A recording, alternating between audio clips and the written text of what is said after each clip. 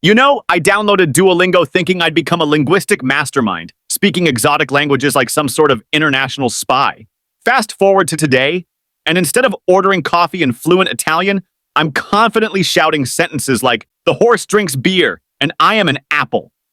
Yes, Duolingo really looked at the entire spectrum of human language, the depth of poetry, history, culture, and said, "Nah, let's teach them that horses are out here partying harder than college freshmen."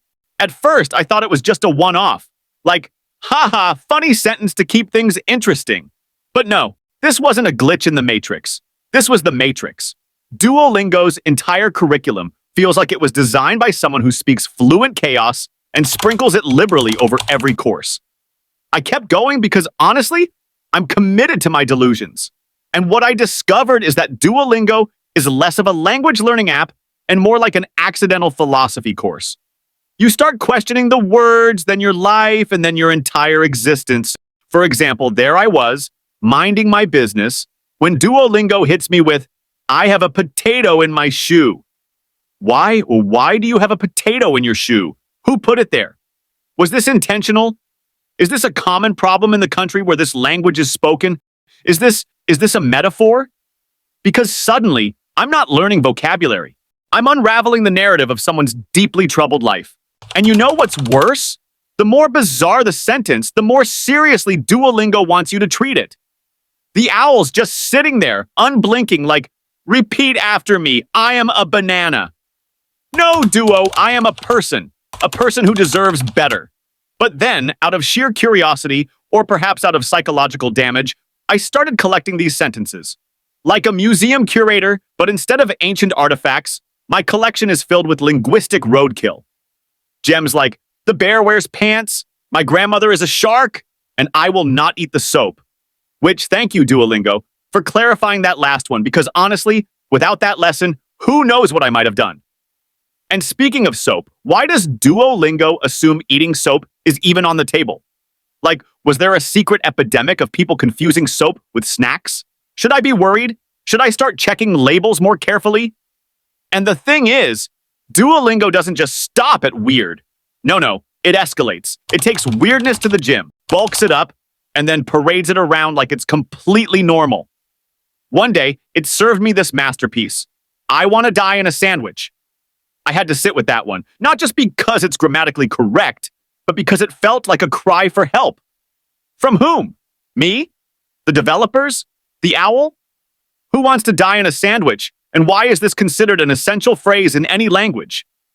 Imagine being in France, desperately trying to communicate, and all you can muster in perfect French is, "Je veux mourir dans un sandwich." Congratulations, you're fluent and deeply concerning. And let's not ignore the logistics here. What kind of sandwich are we talking about? A basic ham and cheese? A towering club sandwich with structural integrity strong enough to contain existential despair? Is there an ideal sandwich for dying in? Or is that left to personal preference? But nothing prepared me for the absolute pinnacle of nonsense. I was halfway through a lesson when Duolingo confidently told me, "The ducks are lawyers." Now let's pause. Imagine a courtroom filled with ducks.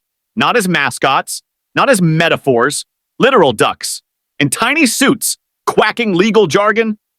Is this what bilingualism feels like? Just crossing over into a dimension where ducks handle civil disputes and horses drink beer like it's Oktoberfest? And think about it. Do these ducks specialize in certain areas of law? Are there duck divorce lawyers? Duck corporate attorneys? Imagine showing up to court and your lawyer waddles in, briefcase in beak, ready to defend your honor. If that's not peak language learning motivation, I don't know what is. At this point, you'd think I'd close the app and rethink my life choices. But no, because Duolingo isn't just an app. It's a personality trait. It's like that one chaotic friend who convinces you to do questionable things. And you go along with it because life's more interesting that way. And honestly, I think Duolingo knows this. The sentences aren't mistakes. They're calculated chaos. They keep you engaged, not through academic brilliance, but through sheer, unfiltered absurdity. And then there are the dark ones. Because yes, Duolingo occasionally takes a stroll down grim lane. I'm not talking about mildly depressing sentences. I'm talking full-on existential dread wrapped up in basic vocabulary. Stuff like, she is dead, but the cat is alive. You will never be happy. And I cry in the shower. Excuse me, Duo? I just wanted to learn how to ask for directions, not spiral into an emotional abyss. What's next? Your dreams are unattainable, but at least the ducks are still lawyers. And who exactly are these sentences for? Is there someone out there nodding along thinking, ah yes, finally the vocabulary I needed to express my inner darkness? Because personally, I was hoping for something like, where's the bathroom? Not, where's the meaning of life? The worst part? I've started repeating these sentences out loud, like Duolingo demands.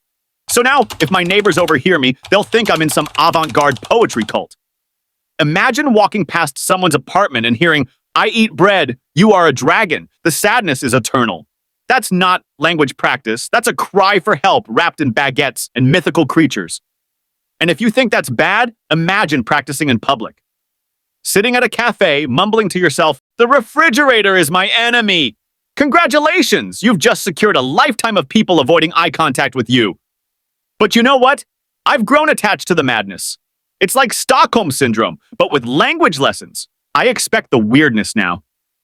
If I go a whole lesson without something absurd, I feel disappointed. Like, where's my daily dose of existential dread or animal-themed courtroom drama? Without it, I feel incomplete. And don't get me started on the characters in Duolingo. They're part of the problem. These little avatars look all friendly and innocent, but they're out here delivering the most unhinged sentences with a straight face.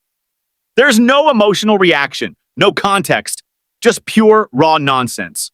It's like they've seen things, been through wars, fought battles in sandwich trenches with duck lawyers representing them. I really wouldn't be surprised if Duolingo's characters had their own soap opera. Like Lynn's in love with Zari, but Zari's secretly a dragon, and Eddie's a time traveler trying to stop the sandwich apocalypse. Suddenly, all the weird sentences make sense. It's not random, it's lore. Honestly, at this point, I think Duolingo's sentences are part of a secret social experiment. Some researcher in a lab coat is watching millions of users around the world, taking notes like, interesting, they didn't question the banana sentence, humanity is doomed.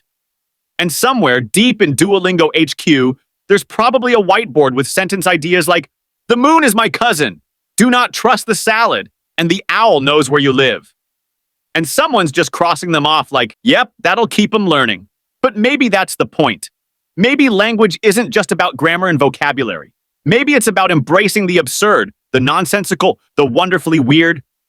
Maybe the true path to fluency isn't in perfect conjugations, but in confidently declaring, my grandmother is a shark, without breaking eye contact. That's real power, because at the end of the day, what's more impressive? Perfectly ordering coffee in Spanish, or standing tall, looking someone dead in the eyes, and saying in flawless Portuguese, I do not negotiate with pigeons. Now that's memorable. That's Duolingo. So yeah, Duolingo made me question my life choices. But it also gave me something even better. Endless entertainment and the ability to confuse strangers in multiple languages. And honestly, isn't that the real goal of language learning?